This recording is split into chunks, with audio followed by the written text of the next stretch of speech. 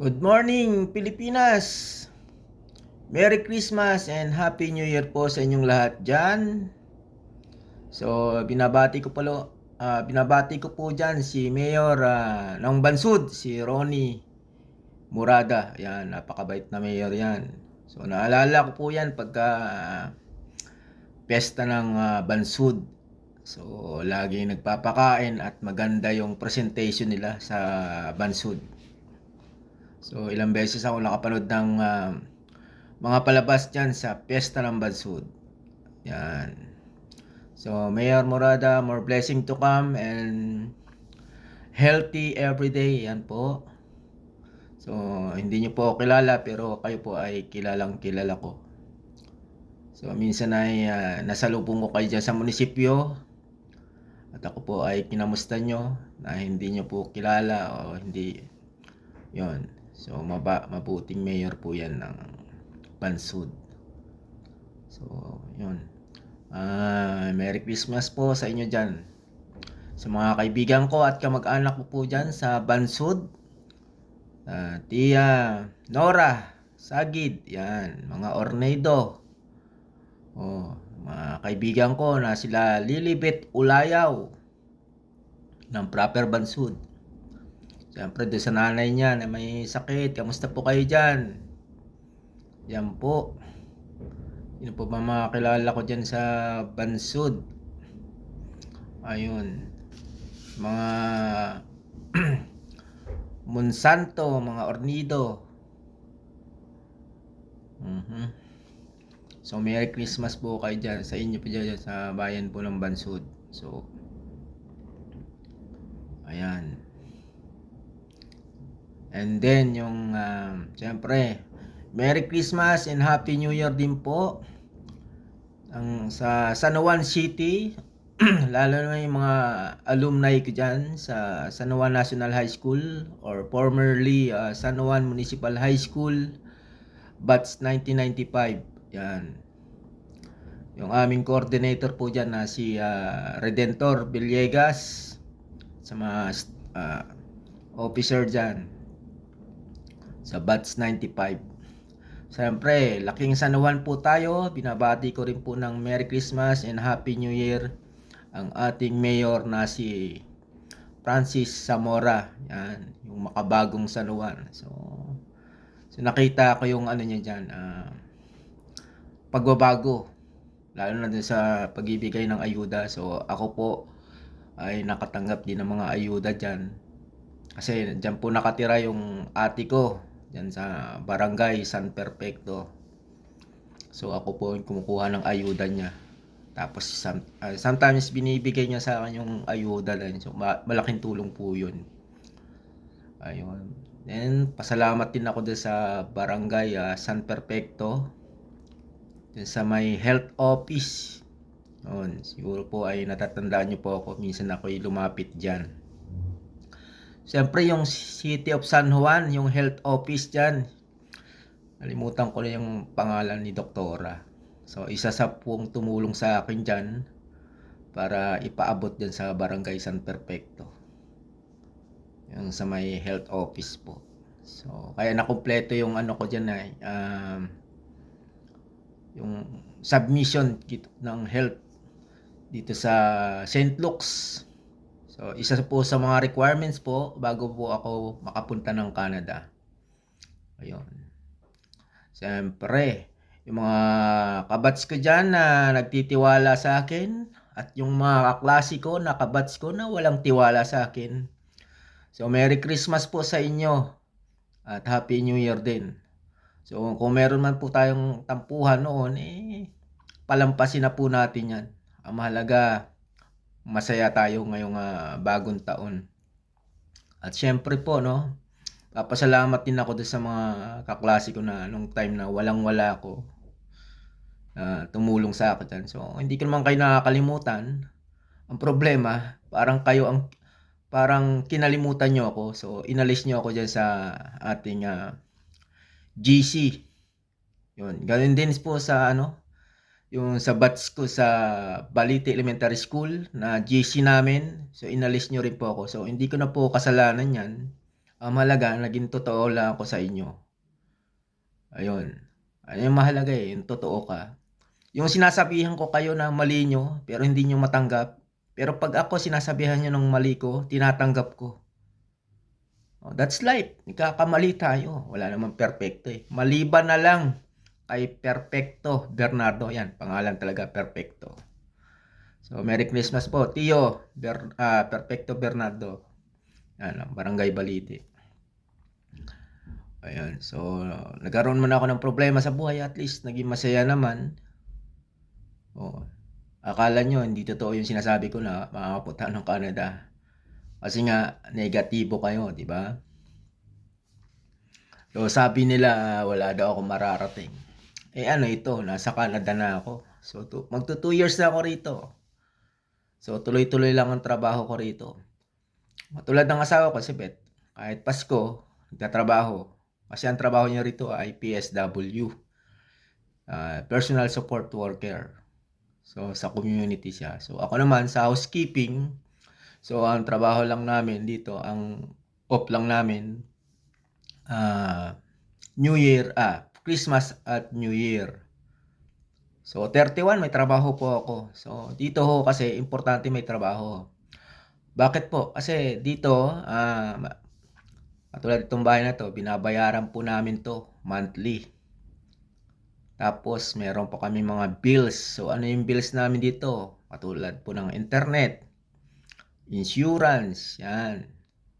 And then yung transportation namin, Presto card na monthly pass.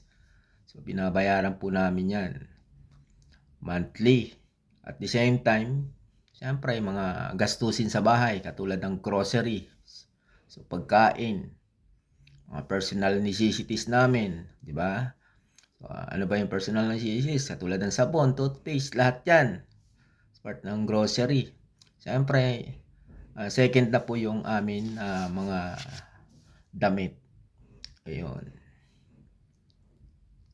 So, ang buhay ng Canada, madali sa taong sanay sa hirap. Yun. Pero kung sanay ka sa sarap, ay magkakaroon ka ng adjustment dito. Kasi yung nagagawa mo sa Pilipinas, hindi mo kayang gawin sa Canada. Ayun. So, alam naman natin na masarap magmamasko dyan sa Pilipinas, nagbagong taon. Lalo makikita mo yung mga kamag-anak mo, di ba? Yung mga kainuman mo, nandyan. Kahit walang ano, di ba? Kahit wala ganong handa, masaya. Dito kasi sa Canada, kailangan mo magtrabaho para may pambili ka ng kakainin o panghanda mo sa araw-araw. So, ganito ho kami rito sa Canada. So, hindi po madali ang buhay rito sa Canada kung wala kang trabaho. Yung iba nga po kahit na may hanap buhay na rito, kumbaga nahihirapan pa rin. So, ako kasi nasanay na ako sa hirap Kumbaga subok na ako sa hirap. So, nakita niyo naman, di ba? Yung nagka-problema ko, halos wala akong makain. Inaayawan ako ng kamag-anak ko. Oh. Ng kaibigan ko. Minsan nga nung may patay yung tatay ng kaklase ko. So, dinalaw ko siya. So, parang gusgusin ako nga ako nun. So, ang sabi sa akin, natatakot sa akin yung mga dumadalaw sa kanila. So, nagkagulo pa doon. So, pinalabas na ng gulo pa ako. So, ayun. So, nakita ko yung sarili ko na ganito pala, pagka mahirap ka, wala kang pera, kahit kilala mo, kaibigan mo, o kamag-anak mo dyan sa Pilipinas, hindi ka papansinin, hindi ka babaliwalain ka. So, learn about experience. Kaya nung napunta ako sa Canada, ayun, talagang sabi ko sa asawa ko, tulungan mo ako para maging maayos yung pamilya natin dito. Ayun, sa tulong ng Diyos at sa tulong ng Diyos at tulong niya, so proud ako na kahit paano hindi nagbago yung pagtingin sa akin ng asawa ko. So, kahit maraming nagme-message sa kanya na mag-asawa ka na lang dyan, iwanan mo yung asawa mo rito sa Pilipinas, pabayaan mo na yan, kung ano-anong mga negatibo. Pero yun nga, at the end of the day, nagpasalamat ako at naniwala siya sa akin. At ayun, pinakita ko naman sa kanya sa 2 taon ko sa Canada, trabaho, bahay, ayun, tinutulungan ko siya.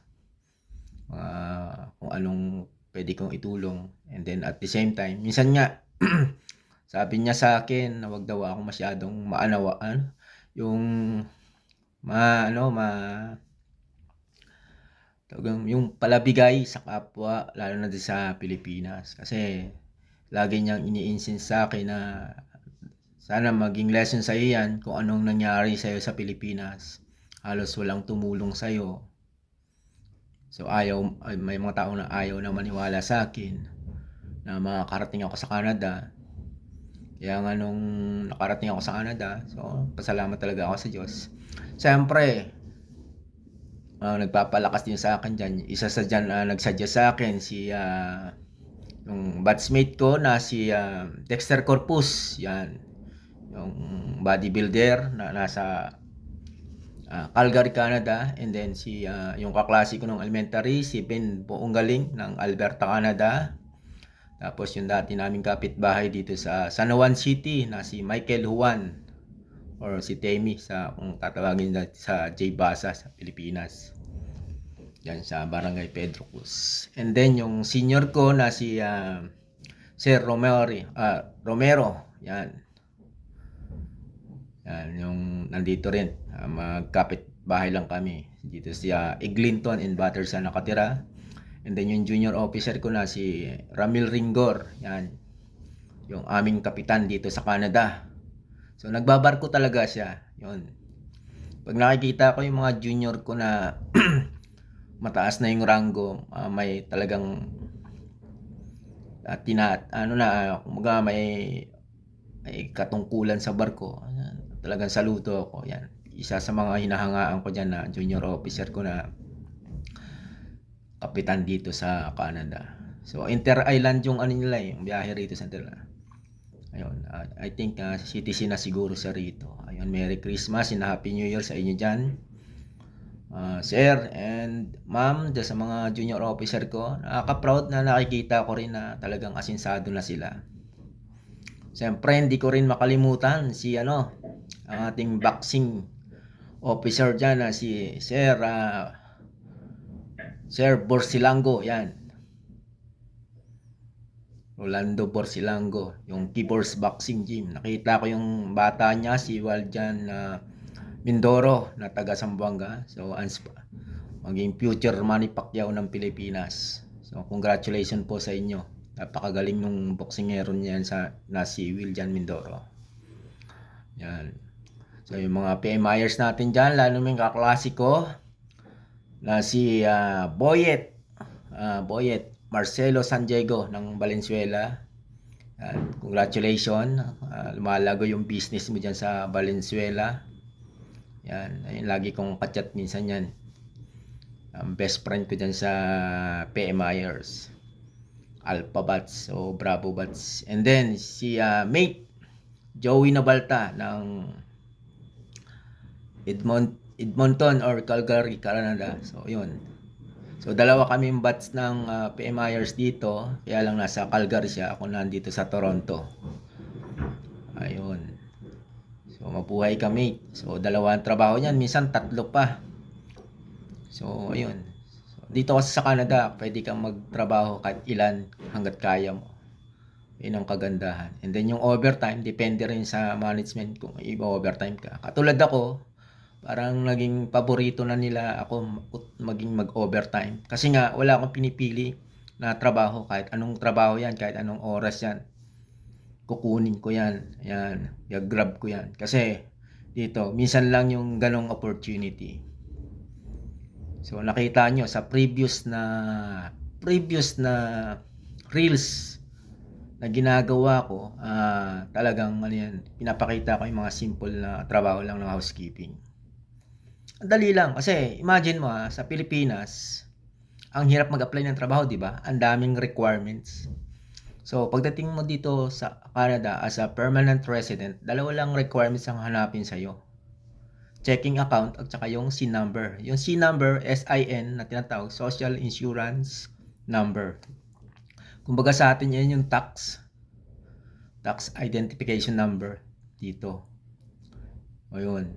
So, dalawang purpose niyan parang ano rin siya, yung SS number natin sa Pilipinas. Ayun, yun lang, sinasabi ko lang sa'yo kung ano yung reality rito sa Canada. So, maraming trabaho.